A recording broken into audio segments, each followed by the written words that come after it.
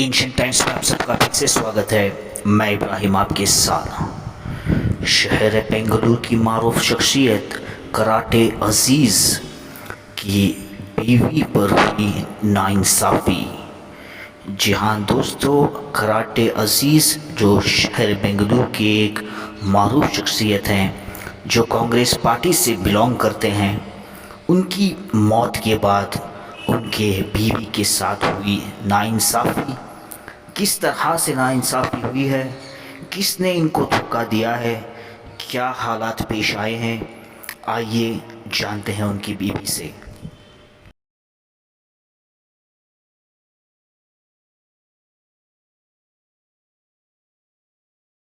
का फ़ोन आया कि ना आपकी इंतकाल हो गया आपके शौहर का। मैंने बहुत शौक लगा, मुझे समझ नहीं आई मैं क्या बात करूं। बस इंसाफ चाहिए, कहाँ भी इंसाफ, कहीं कहीं दरवाजे खटकाए मैंने, कहीं मुझे इंसाफ नहीं मिला है। मुझे प्लीज़ मेहरबानी से कोई ना कोई इंसाफ दिलवा दीजिएगा। इतनी प्रॉपर्टी रह के भी, इतना पैसा बैंक में भी उन लोगों ने कब्जा कर लिया, बैंक के भी सारे पैसे निकाल लिए। बताइए क्या क्या हादसा पेश आया। अस्सलाम वालेकुम रहमतुल्लाहि वबरकातुहू। मेरा नाम तनवीर समीउल्लाह शरीफ है। मेरी शादी अब्दुल अज़ीज़ साहब के साथ हुई। वो जो अब्दुल अज़ीज़ साहब जो कराटे अब्दुल अज़ीज़ के नाम से जाने जाते हैं, कांग्रेस के जनरल सेक्रेटरी भी हैं। 2019 में हमारी शादी हुई और 2000 अभी उसके बाद में तुरंत कोविड आ गया। उसमें 2021 में हम दोनों को कोविड आया। पहले उनको आया था, उसके बाद में मुझे आया उनकी खिदमत मैंने करने के बाद में। तो फिर हम दोनों को अलग अलग हॉस्पिटल में उन्होंने, जो उनके बीवी, पहली जो बीवी थी उसके 4 बच्चे थे, उसमें उन्होंने 2 बच्चे यहाँ पे लेके आ गई थी वो, एजाज़ अहमद और फरजाना नाम से।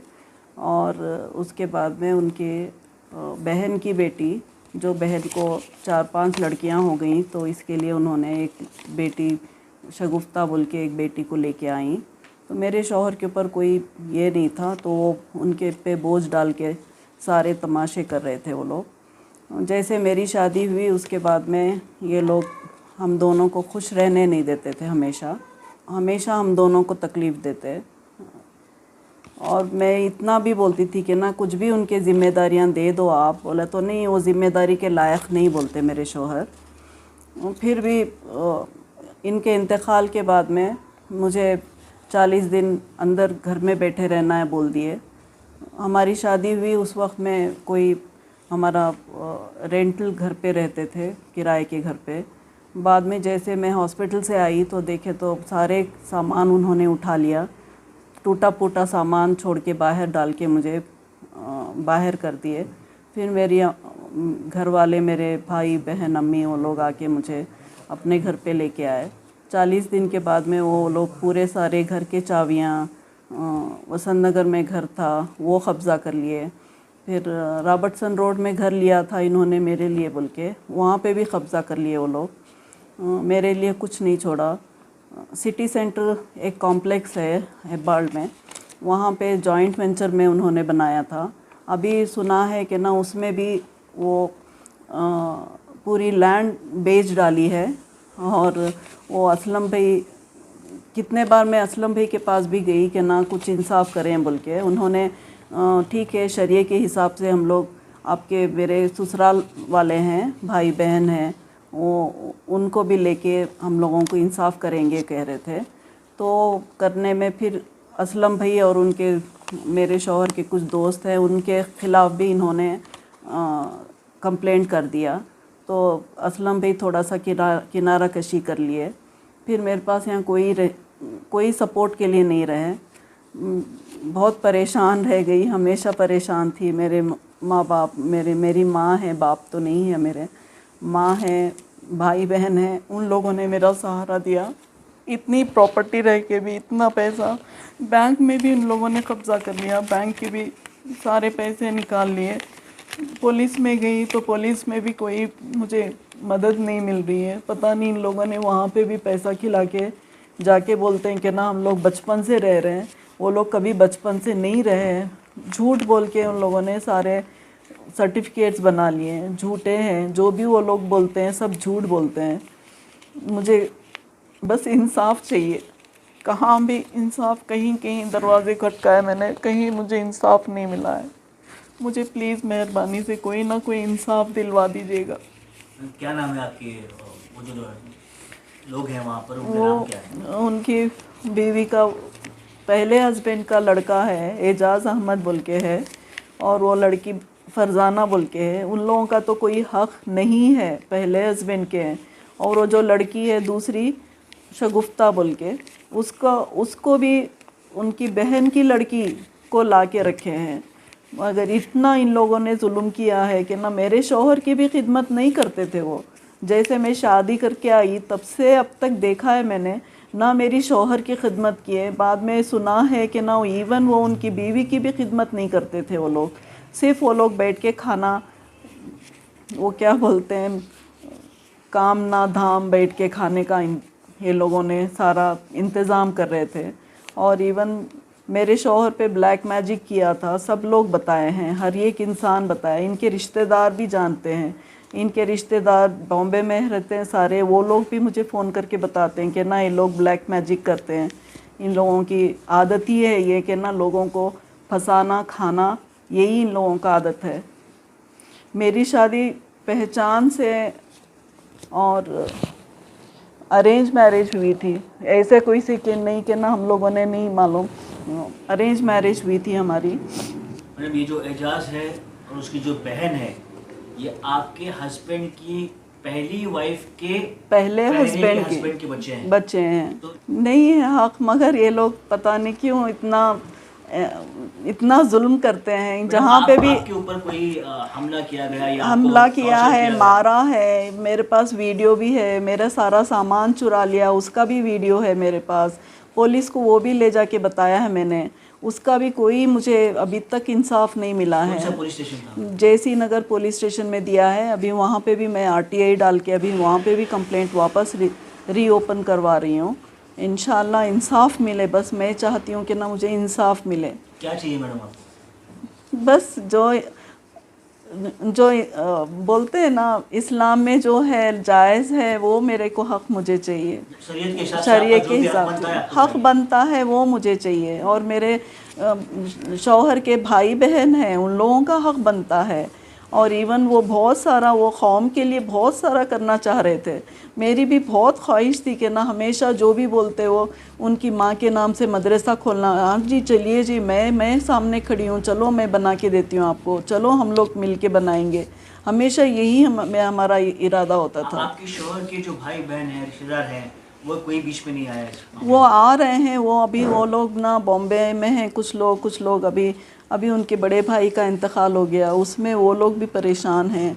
और भी बीजापुर में रहते हैं, भाई बहनें जो हैं बीजापुर में रहती हैं। तो एक भाई बड़े भाई का इंतकाल हो गया, और छोटे और एक भाई, उनके भी वो भी बड़े, सब में छोटे थे मेरे शौहर। मैडम, आपके जो शौहर थे कराटे अजीज़, उनके बहुत से बिजनेस पार्टनर्स थे, तो क्या इनके इंतकाल के बाद उनके पार्टनर्स ने आपको अप्रोच किया हेल्प के लिए? सब बहुत सारे आए मुझे। सब में पहले मुझे असलम भाई जो है उनके पार्टनर, जॉइंट वेंचर, उनका नंदादीप बोल के वहाँ कुमारा पार्क में है, वहाँ पे भी जॉइंट वेंचर में हुआ है। उनको वहाँ पे भी 2 फ्लैट मिले थे मेरे शौहर को। वहाँ पे भी उन्होंने उसका भी खाता चेंज कर दिया है, वो भी बेचने की कोशिश कर रहे हैं बोलते हैं। इतना धांधली मेरे को आज तक मैंने नहीं सोचा है कि ना ऐसा चोरी, ऐसा लोगों को धोखा देना, ऐसा मुझे पहली बार देख रही हूँ मैं ये सब तमाशे। मुझे समझ नहीं आ रहा है क्या बोलूँ मैं। वाले असलम जॉइंट वेंचर में उन्होंने बहुत सारे काम किए उनके साथ में, उनके पास भी गई मैं, उनको भी मैंने इंसाफ के लिए बोला कि ना वो भी चलो उनके भाई बहनों को बुला के मैं इंसाफ कराता हूँ, वो सारा जो भी है शरीय के हिसाब से आपको हर एक चीज़ का आपका भी ख्याल रखेंगे बोल के उन्होंने बहुत मुझे सपोर्ट किया। अभी बाद में पता चला है कि ना उनके ऊपर भी उन्होंने केस डाल दिया है। ये समझ नहीं आ रहा है कि ना मैं जायज़ लोगों को, इतने बड़े बड़े लोगों को, इन लोगों को ये इतना जुल्म कर रहे हैं। और यहाँ भी मैंने मस्जिद में भी एक जगह गई थी तो बोल रहे थे कि ना ये लोग जालिम लोग हैं, ये इंसाफ, ये दीनदारी नहीं जानते, ये लोग दीन में क्या है ये लोग नहीं जानते, बता रहे थे कि ना ये जालिम है, ऐसे जो जुल्म करने वाले ये जालिम हैं, बहुत बड़े कह रहे थे। इवन उनकी कार थी, वो कार भी चोरी कर लिए और अभी पता चला है कि ना वो भी बेच डाले हैं।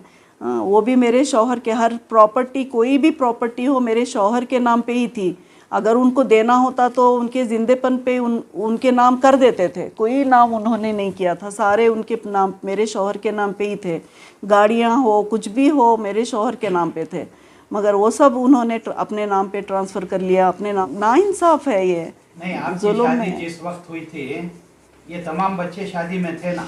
शादी में थे, मगर मेरे शौहर उतना उनको क्लोज नहीं रखे थे, हमेशा दूरी रखते थे, हमेशा झिड़ते थे कि ना बार बार आके बैठ जाते हैं, बार बार खाने बैठ जाते हैं, बार बार यहीं पे पड़े रहते हैं। उनका वो कोई भी काम करने वाले नहीं थे, सारे वो बेरोज़गार बैठ के खाना, मेरे शौहर पे जुल्म करना, इनका खाली यही पेशा था। अभी शौहर का जब इंतकाल हुआ उस वक्त आप कहाँ थे? मैं दूसरे हॉस्पिटल में मुझे डाल दिया था, उन लोगों ने प्लानिंग करके उन्होंने ये सब तमाशे किए। मुझे एक हॉस्पिटल में डाला, फिर और सारा दिन मेरे शौहर को लेके घूमते रहे। उनको मेरे साथ जब मैं उनको छोड़ा, उनको अलग किए मेरे से, बहुत अच्छे थे वो, कुछ भी उनको परेशान नहीं थे, वो कोई भी ये नहीं था, खाली थोड़ा सा उनको खांसी थी उतना ही, और कोई उनको सिम्टम्स कोई नहीं थे। हम दोनों को कोई मतलब कोविड का सिम्टम उतना नहीं था, मुझे यकीन है। मुझे भी देखो 5 दिन बाद में अगर कोविड होता तो हर जगह 14 दिन 15 दिन का वो ये रखते हैं, मुझे तो 5 दिन में छोड़ दिए घर पे। उनका डेथ हॉस्पिटल में हुआ था या? हॉस्पिटल में हुआ था, वो भी मुझे नहीं मालूम था। शाम में उन्होंने, किसी का फ़ोन आया कि ना आपके इंतकाल हो गया, आपके शौहर का। मैंने बहुत शौक लगा, मुझे समझ नहीं आई मैं क्या बात करूं। 40 दिन तो खाली मेरे रोने में गए। उनको मैं खोई हूँ, मुझे पता है कि ना मैं क्या खोई हूँ। आपको आपके शौहर के आखिरी दीदार करने का मौका नहीं दिया गया? नहीं मिला है मुझे। अच्छा, हॉस्पिटल में बताया गया कि ये कोविड की वजह से डेथ हुई थी या कोई और रीज़न था? कोविड की वजह से डेथ हुई बोल रहे थे, पता नहीं, मुझे वो भी नहीं लगता है कोविड की वजह नहीं। ये एक साजिश है? ये साजिश है, ये मुझे लगता है पूरा साजिश है, क्योंकि ना उनको बहुत अच्छी सेहत थी, कराटे थे, कराटे अजीज बोलते, तो वैसी हिम्मत थी उनमें, उनकी ताकत थी बहुत। पता नहीं, ये मुझे शौक लगा, ऐसा नहीं हो सकता था। बोल तो उसके बाद आपने कोई कार्रवाई करने की कोशिश नहीं की? नहीं, क्या कार्रवाई करते थे, पूरे सारे जेवर उन्होंने मेरी चोरी कर लिए थे, सारे इनके फ़ोन उठा लिए थे। फ़ोन आज को भी मैंने बोलती हूँ कि ना मेरे शौहर का फ़ोन बीवी के हक़ में होता है, वो भी फ़ोन ले जाके रखे, उसमें भी उन्होंने ईमेल आईडी चेंज कर दिया, पैसा उठा लिया, पैसा पूरा सारे ट्रांसफ़र कर लिए। मैंने साइबर में कंप्लेंट दिया है, वहाँ से भी एफआईआर हो गया है, वो विधानसौदा पुलिस स्टेशन में भी एफआईआर हुआ है, इनके नाम से बहुत सारे एफआईआर हुए हैं। हाई कोर्ट से ऑर्डर निकला है इन लोगों के बारे में। के बावजूद ये लोग अरेस्ट क्यों नहीं हो रहे? पता नहीं, अभी तक नहीं हुए। मैं वही ताजुब है कि ना मुझे पुलिस भी क्यों ये नहीं कर रही है। यहाँ तक मैं कमिश्नर वालों के पास वहाँ तक भी गई हूँ, कमिश्नर वो लोग बोलते हैं कि ना नहीं मैडम, ये आपका ज़ाती मामला है, बोलते हैं, ये हक़ नहीं है ना। मैंने बोला क्राइम हुआ है, ये ज़ाती मामला होता तो मैं घर पे पूरा हमारे इस्लाम के लोगों को बिठा के, मस्जिद के लोगों को बिठा के मैं इंसाफ करवा लेती। ये तो क्राइम है, सब में बड़ा। किसी इंसान का इंतकाल हुआ, उसके बाद में अगर उसके बैंक से पैसा निकाला गया, ये सब में बड़ा क्राइम है। उसके ऊपर और ईमेल आईडी चेंज कर देना, ये सब में और दूसरा क्राइम है। सबको बता रही हूँ, पुलिस को बता रही हूँ, इसमें कोई इंसाफ नहीं मिल रहा अभी तक। अच्छा, बैंक के चेकबुक से एटीएम कार्ड सब कहाँ हैं? सब उनके पास ही है। मैंने वो 1 हफ्ता 10 दिन में मैंने डेबिट कार्ड और क्रेडिट कार्ड वो भी मैंने फ्रीज़ कर दिए, उसमें भी उन्होंने पैसा निकाल लिए थे, वो फ्रीज़ कर दिए। मगर वो गूगल से उन्होंने पैसा निकाला है, 40-50 कम से कम 25-30 लाख उन्होंने निकाले हैं। और दूसरे अकाउंट का उन्होंने कितना निकाला है अभी तक मुझे वो उसका ये नहीं मिला।